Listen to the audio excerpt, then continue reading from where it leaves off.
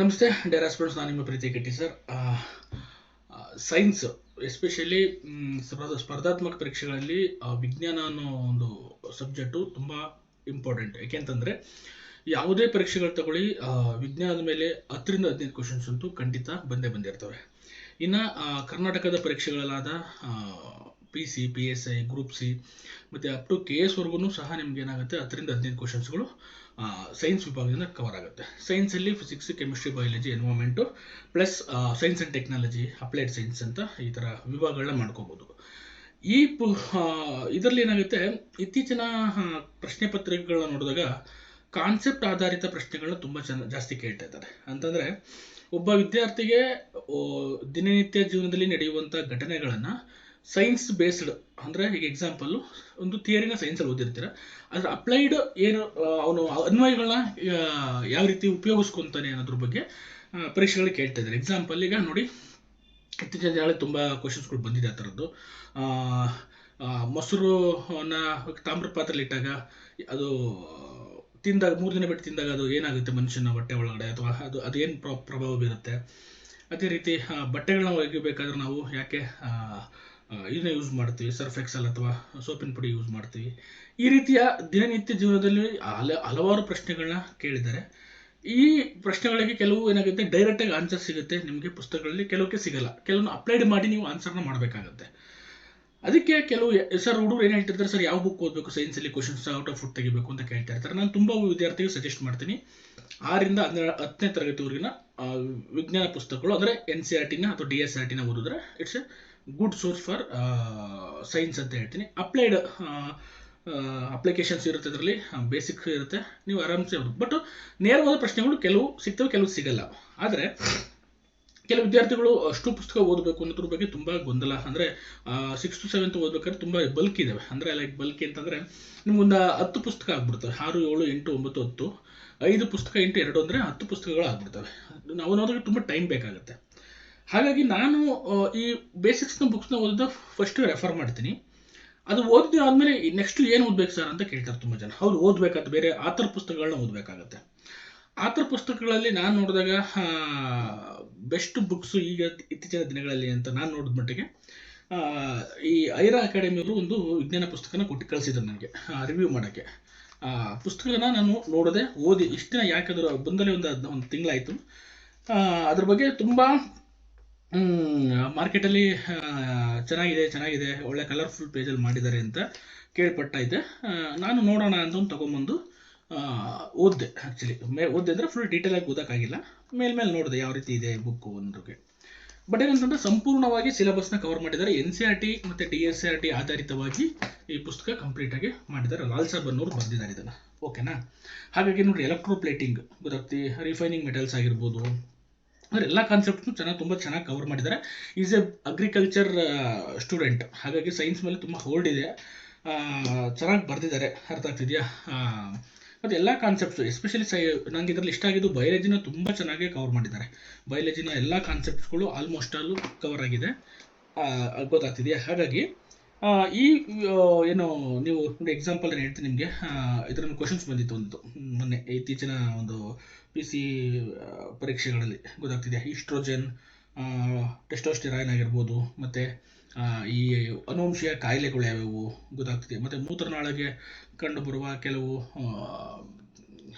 ಕಾಯಿಲೆಗಳ್ಯಾವು ಎಲ್ಲ ತುಂಬ ಚೆನ್ನಾಗಿ ಕವರ್ ಮಾಡಿದ್ದಾರೆ. ನೀವು ಬೇಕಾದ್ರೆ ಈ ಪುಸ್ತಕನ ನೋಡಿ. ನಾನು ಹೇಳ್ತಿದ್ದೀನಿ ಅಂದ್ಬಿಟ್ಟು ತಗೋಬೇಡಿ, ಅರ್ಥ ಆಗ್ತಿದೆಯಾ?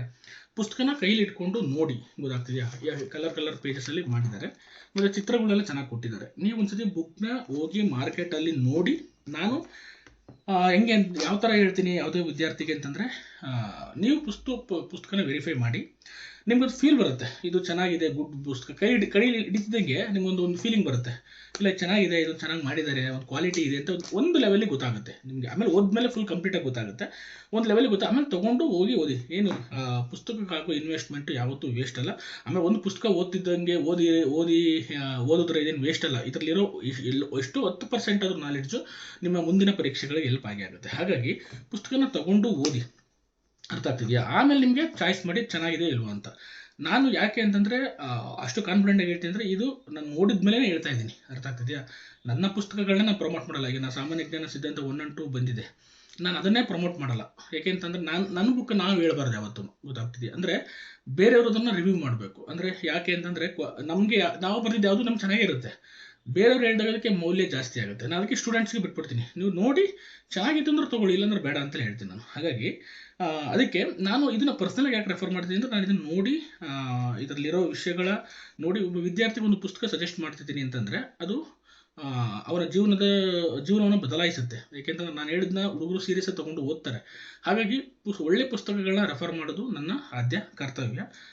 ಹಾಗಾಗಿ ಇದರಲ್ಲಿ ಆ ಕಂಟೆಂಟು ಆ ವಿಷಯ ಇರೋದಕ್ಕೆ ಮಾಡಿದ್ದೀನಿ. ಮತ್ತು ಕಲರ್ಫುಲ್ಲಾಗಿ ಮಾಡಿದ್ದಾರೆ, ಪಿಕ್ಚರ್ಸ್ಗಳನ್ನ ಹಾಕಿದ್ದಾರೆ, based on NCERT and TSRT ಮಾಡಿದ್ದಾರೆ, ಅಪ್ಲೈಡ್ ಸೈನ್ಸ್ಗಳನ್ನ ಕ್ವಶನ್ಸ್ನ ಕವರ್ ಮಾಡಿದ್ದಾರೆ. ಮತ್ತು ಇನ್ನೊಂದು ಇಂದಿನ ಪರೀಕ್ಷೆಗಳಲ್ಲಿ ಕೇಳಿದ ಪ್ರಮುಖ ಪ್ರಶ್ನೆಗಳನ್ನ ಕೊಟ್ಟಿದ್ದಾರೆ ಇದರಲ್ಲಿ. ಅದು ಒಂದು ಅಡ್ವಾಂಟೇಜು. ಯಾಕೆಂದರೆ ಯಾವ ರೀತಿ ಪ್ರಶ್ನೆಗಳು ಬರುತ್ತೆ ಅನ್ನೋದನ್ನ ನಿಮಗೆ ಆ ಪುಸ್ತಕದ ಆದಮೇಲೆ ನೀವು ನೋಡ್ಬೋದು ಅಲ್ವಾ. ಅದಕ್ಕೆ ಮತ್ತು ಎಲ್ಲ ಥರದ್ದು ಕವರ್ ಮಾಡಿದ್ದಾರೆ. ಇಂದಿನ ವರ್ಷದ ಪ್ರಶ್ನೆ ಪತ್ರಿಕೆಗಳಲ್ಲಿ ಬಂದಂಥ ಕಾನ್ಸೆಪ್ಟ್ಗಳು ಆರ್ಡರ್ ವೈಸ್ ಆಗಿ ಹೋಗಿದ್ದಾರೆ. ಫಸ್ಟ್ ಬಯಾಲಜಿ ಕೊಟ್ಟಿದ್ದಾರೆ, ಕೆಮಿಸ್ಟ್ರಿ ಕೊಟ್ಟಿದ್ದಾರೆ, ಫಿಸಿಕ್ಸ್ ಕೊಟ್ಟಿದ್ದಾರೆ, ಅಪ್ಲೈಡ್ ಸೈನ್ಸ್ಗಳು ಕೊಟ್ಟಿದ್ದಾರೆ, ಆಮೇಲೆ ಎನ್ವೈರನ್ಮೆಂಟ್ ಪರಿಸರದ ಸಂಬಂಧಪಟ್ಟಂಥ ಕೆಲವು ವಿಚಾರಗಳನ್ನು ಕೊಟ್ಟಿದ್ದಾರೆ, ಪಿಕ್ಚರ್ಸ್ಗಳು ಕೊಟ್ಟಿದ್ದಾರೆ. ಅವಾಗ ಏನಾಗುತ್ತೆ, ನಿಮಗೆ ನೆನಪಲ್ಲಿ ಇಡೋಕೆ ತುಂಬ ಈಸಿ ಅನಿಸುತ್ತೆ. ಅರ್ಥ ಆಗ್ತಿದೆಯಾ.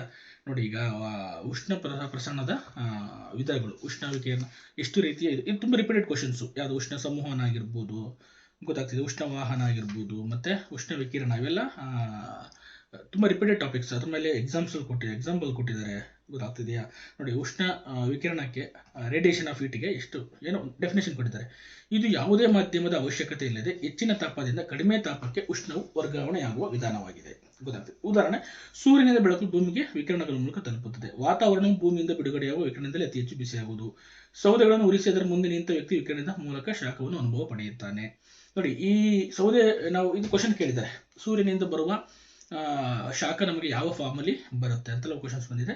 ಮತ್ತು ಈ ನಾವು ಚಳಿಗಾಲದಲ್ಲಿ ಬೆಂಕಿ ಹಾಕಿ ಮುಂದೆ ಕೂತ್ಕೊಂಡು ಅಥವಾ ಒಲೆ ಮುಂದೆ ಕೂತ್ಕೊಂಡಾಗ ಶಾಖ ನಮಗೆ ಯಾವ ಫಾರ್ಮಲ್ಲಿ ನಮಗೆ ರಿಸೀವ್ ಆಗುತ್ತೆ ಅನ್ನೋದ್ರ ಮೇಲೆ ಪ್ರಶ್ನೆಗಳನ್ನ ಕೇಳಿದ್ದಾರೆ ಅಲ್ವಾ. ಹಾಗಾಗಿ ಕಂಡಕ್ಷನ್, ಕನ್ವೆನ್ಷನ್, ಅಡ್ವೆಕ್ಷನ್ ಮತ್ತು ಟೆರೆಸ್ಟ್ರಿಯಲ್ ರೇಡಿಯೇಷನ್ 3-4 ಥರದ್ದು ಕನ್ವೆನ್ಷನ್ಸ್ ಇದೆ, ಚೆನ್ನಾಗಿ ಕಟ್ಟಿದ್ದಾರೆ, ಗೊತ್ತಾಗ್ತಿದೆಯಾ.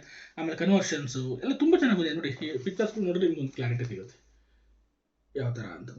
ಕಾಣಿಸ್ತಿದ್ದೀರೋ ಗೊತ್ತಿಲ್ಲ, ಬುಕ್ನ ತಗೊಂಡು ನೋಡಿದ್ರೆ ಗೊತ್ತಾಗುತ್ತೆ ನಿಮಗೆ, ಅರ್ಥ ಆಗ್ತಿದೆಯಾ. ಈ ರೀತಿ ತುಂಬ ಚೆನ್ನಾಗಿ ಡೀಟೇಲ್ದಾಗಿ ಕೊಟ್ಟಿದ್ದಾರೆ. ಏಕೆಂತಂದರೆ ಅದರಿಂದ ಒಂದು ಏನೋ ಕ್ವಾಲಿಟಿ ಕಾಣುತ್ತೆ ಬುಕ್ಕಲ್ಲಿ, ಗೊತ್ತಾಗ್ತಿದೆ. ಹಾಗಾಗಿ ಯಾರಾದರೂ ಬೇಕು ಅಂತಂದರೆ ನೀವು ಈ ಬುಕ್ನ ಮಾರ್ಕೆಟಲ್ಲಿ ಹೋಗಿ ನೋಡಿ, ಚೆನ್ನಾಗಿದೆ, ತಗೊಳ್ಳಿ, ಎಲ್ಲ ಕಡೆ ಸಿಗುತ್ತೆ ನಿಮಗೆ. ಮತ್ತು ಎಲ್ಲೂ ನಂಬರ್ಸ್ ಕೊಟ್ಟಿದ್ದಾರೆ, ಈ ನಂಬರ್ಸಿಗೆ ಕಾಲ್ ಮಾಡಿದ್ರು ನಿಮಗೆ ಸಿಗುತ್ತೆ. ಮತ್ತು ಚೆನ್ನಾಗಿದೆ ಬುಕ್ಕು, ಕ್ವಾಲಿಟಿ ಬುಕ್ ಇದೆ, ತೊಗೊಳ್ಳಿ, ಪರ್ಚೇಸ್ ಮಾಡಿ. ಕಂಟೆಂಟ್ ಇರೋ ಬುಕ್ನ ದಯವಿಟ್ಟು ಏನು ಮಾಡಿ ರೆಫರ್ ಮಾಡಿ ನಿಮ್ಮ ಫ್ರೆಂಡ್ಸ್ಗಳಿಗೆ ಆಗಿರ್ಬೋದು. ಯಾಕೆಂದರೆ ಅವಾಗ ಏನಾಗುತ್ತೆ, ಆ ಥರಗೆ ಒಂದು ವ್ಯಾಲ್ಯೂ ಸಿಗುತ್ತೆ, ಗೊತ್ತಾಗ್ತಿದೆ. ನೆಕ್ಸ್ಟ್ ಚೆನ್ನಾಗಿರೋ ಬುಕ್ಗಳು ನೀವು ಏನಾದರೂ ರೆಫರ್ ಮಾಡಿದಾಗ ಅರ್ಥ ಆಗ್ತಿದೆ. ಅದನ್ನು ಇದೆ ನಾನು, ಯಾಕೆಂದರೆ ಆಲ್ಮೋಸ್ಟಲ್ಲೂ ನೋಡಿದಾಗ ಎಷ್ಟು 500 ಪೇಜ್ ಸಮಥಿಂಗ್ ಏನೋ ಇದೆ ಇದರಲ್ಲಿ. 500 page 579 page 575 page is enough for competitive exams, group C ಮತ್ತು PSI KS ಪ್ರಿಲಿಮ್ಸ್ವರೆಗೂ ಎನಫ್. ಇದರಲ್ಲಿರೋ ಇಷ್ಟು ಬೇಸಿಕ್ಸ್ ನಾಲೆಡ್ಜ್ ಬೇಕೇ ಬೇಕು. ನೀವು ಇದನ್ನು ಓದ್ಬಿಟ್ಟು ನೇರವಾದ ಪ್ರಶ್ನೆ ಬರದಲ್ಲೇ ಇರ್ಬೋದು, ಕೆಲವು ನೇರವಾದ ಪ್ರಶ್ನೆಗಳು ಬರ್ತವೆ, ಆದರೆ ಅಪ್ಲೈಡನ್ನು ನೀವು ಹೆಂಗೆ ಯೂಸ್ ಮಾಡಬೇಕು ಅನ್ನೋದ್ರ ಬಗ್ಗೆ ಇದರಲ್ಲಿ ಕಾನ್ಸೆಪ್ಟ್ ಚೆನ್ನಾಗಿ ಕ್ಲಾರಿಟಿ ಮಾಡಿದ್ದಾರೆ. ಒಂದು ಸತಿ ನೋಡಿ, ಚೆನ್ನಾಗಿದೆ, very good book, it's my personal suggestion. ಓದಿ, ರಿವಿಷನ್ ಮಾಡಿ, ಮೆಮೊರೈಸ್ ಮಾಡೋಕೆ ಹೋಗ್ಬೇಡಿ, ಅಂಡರ್ಸ್ಟ್ಯಾಂಡ್ ಮಾಡ್ಕೊಳ್ಳಿ, ಅಪ್ಲೈಡ್ ಮಾಡಿ. ಸೈನ್ಸ್ ಅಂದರೆ ಅಪ್ಲಿಕೇಶನ್ಸ್, ಗೊತ್ತಾಗ್ತಿದೆಯಾ. ಫಸ್ಟು ಓದಬೇಕು, ಅಂಡರ್ಸ್ಟ್ಯಾಂಡ್ ಮಾಡಬೇಕು, ಅಪ್ಲೈ ಮಾಡಬೇಕು. ರೀಡ್, ಅಂಡರ್ಸ್ಟ್ಯಾಂಡ್, ಅಪ್ಲೈಡ್, ಗೊತ್ತಾಗ್ತಿದೆ. ಈ ಕಾನ್ಸೆಪ್ಟ್ ಮೇಲೆ ಓದ್ತು ಅಂದರೆ ನಿಮ್ಗೆ ಯಾವುದೇ ಸಬ್ಜೆಕ್ಟ್ಸ್ ಇದನ್ನು ನಿಮಗೆ ಸಬ್ಜೆಕ್ಟ್ ಈಸಿ ಆಗ್ತಾ ಹೋಗುತ್ತೆ. ಎಸ್ಪೆಷಲಿ ಸೈನ್ಸ್ ನೀವು ಬೈಟ್ ಮಾಡೋಕೆ ಹೋಗ್ಬೇಡಿ, ಒಂದು ಲೈನರ್ ಓದೋಕೆ ಹೋಗ್ಬೇಡಿ, ಗೊತ್ತಾಗ್ತದೆ. ಒಂದು ಲೈನರ್ ಓದೋಕೆ ಹೋಗ್ಬೇಡಿ, ಯಾವತ್ತೂ ನೆನಪಲ್ಲಿರಲ್ಲ. ಓಕೆ, ಎಲ್ಲರಿಗೂ ಒಳ್ಳೆಯದಾಗಲಿ, ಮುಂದಿನ ಪರೀಕ್ಷೆಗಳ ಚೆನ್ನಾಗಿ ಮಾಡಿ ಅಂತ ಹೇಳ್ತಾ, ನಿಮ್ಗೆ ಏನೇ ಥರದ್ದು ಸಜೆಷನ್ ಬಂದರೂ ಕಮೆಂಟ್ ಮಾಡಿ. ನಿಮಗೆ ಇದ್ರದ್ದು ಡೀಟೇಲ್ದು PDF ನಾನು ಟೆಲಿಗ್ರಾಮಲ್ಲಿ ಹಾಕಿರ್ತೀನಿ, ನೀವು ಬೇಕಾದ್ರೆ ಅದನ್ನು ಚೆಕ್ಔಟ್ ಮಾಡ್ಕೊಳ್ಳಿ.